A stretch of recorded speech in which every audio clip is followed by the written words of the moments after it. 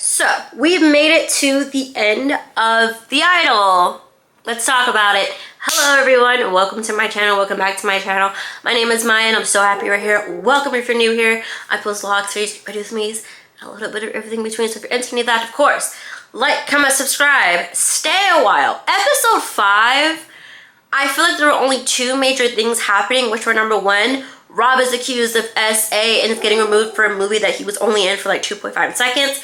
And Tedros and Jocelyn are over, which kind of resulted in Jocelyn taking Tedros as artist and Tedros being lost in the dust. So basically, when we saw the end of episode 4, Xander was taking photos of another girl in Tedros' cult that was all over Rob, which resulted in Rob getting accused of SA and getting removed from some movie he was only in for like 2.5 seconds, but they were gonna like CGI him out of it. Now, Tedros and Jocelyn are over. Jocelyn had like already known or like knew about what Tedros' plan was all along. So she's like breaking up with him / kicking him out. He's like, I'm not going anywhere. I'll fucking kill you if you call the cops, da da da da. And then there's like the showcase with everybody on her team, and they're putting on a show showcasing the songs that Tedros' artist had prepared. And then Jocelyn puts on this whole big shebang. I'm pretty sure she's singing Dollhouse.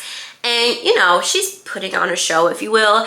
And then Haim takes Tedros into like this fucking Suburban, and he's like paying him like a bunch of money to never talk or interact with Jocelyn ever the fuck again. And Tedros is very hesitant. And it's like, dude, just take it.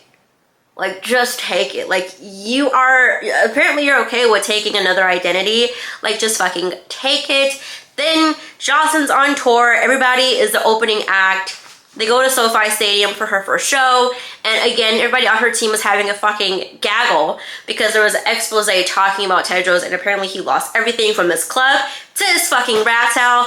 And this part was filmed at the SoFi Stadium, where The Weeknd had 3.5 officials. I say 3.5 because of the Curse of Kimber Third show. We don't talk about that show. We don't talk about that show. But funny enough, they filmed Jocelyn's like introduction at the September 2nd and September 3rd shows at SoFi. But like, so like, where's my check? Where's my check? Where's my check? Where's my motherfucking check, bitch? Okay, Tedros goes to SoFi and he's like, hey, is there a ticket for Tedros? And they're like, no. And he's like, what about Mauricio Jackson? Oh, okay, well, apparently she still is in love with him, or still like wants to have some kind of control over him, like Xander kind of revealed in episode 4. So there is a ticket for Tedros, but not Tedros, it's Mauricio Jackson. And even like the security or her bodyguards are having a fucking laugh with him. They're like, oh, there's nobody. Who the fuck is you? Then like, actually, no, go ahead, she's waiting for you, da da da. He picks up the hairbrush that's in her vanity. And he's like, what the fuck? This is brand new.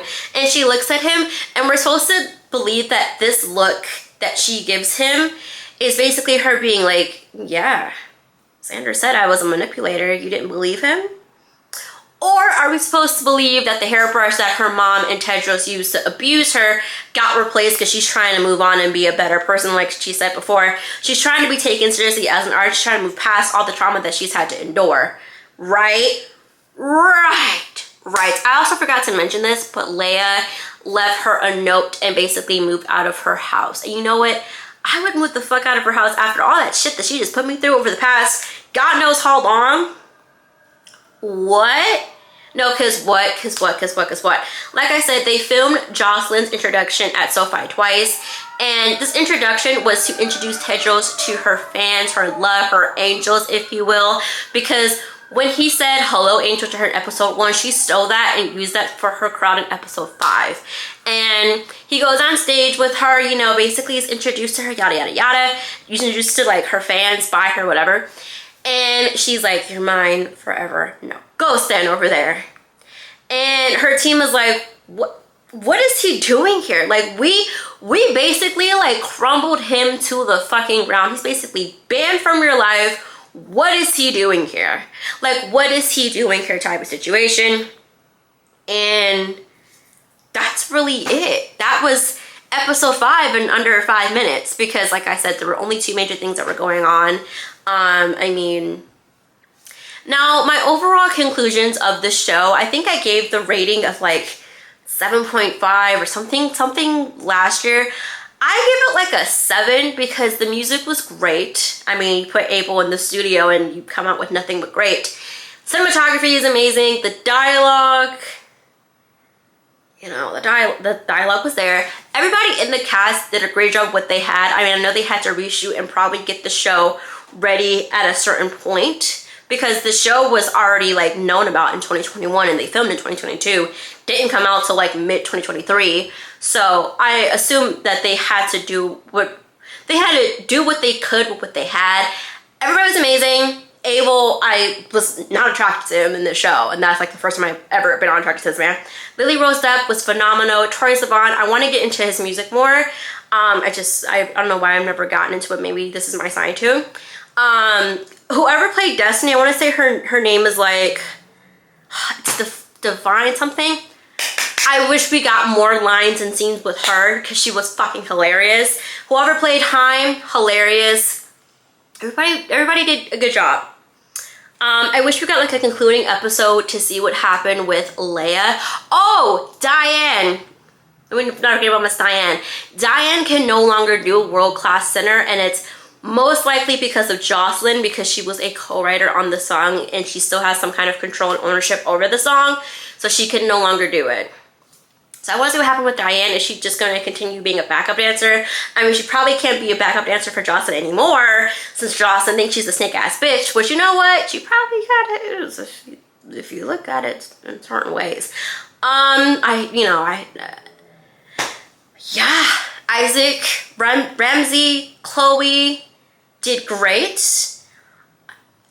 I don't know what else to say about this fucking show. It was a show. It was the closest thing to a Euphoria Sunday that we had in a really long time because God knows with the losses and the strike when the fuck we're getting Euphoria Season 3 again. If we're even gonna get a Euphoria Season 3. But that is the end of this video. This is a short video at that. I hope you enjoyed this little series I had going on. Please like, comment, subscribe, comment down your thoughts and opinions on The Idol if you watched the show, if you only heard about the show. What's the deal with Australia? And I will see you guys in the next one. But until then, stay strong, stay safe, YOLO, and I will see you in the next one as always. I'm also filming this on my birthday, which is why my eye makeup is a little bit blue. You know, everything is blue.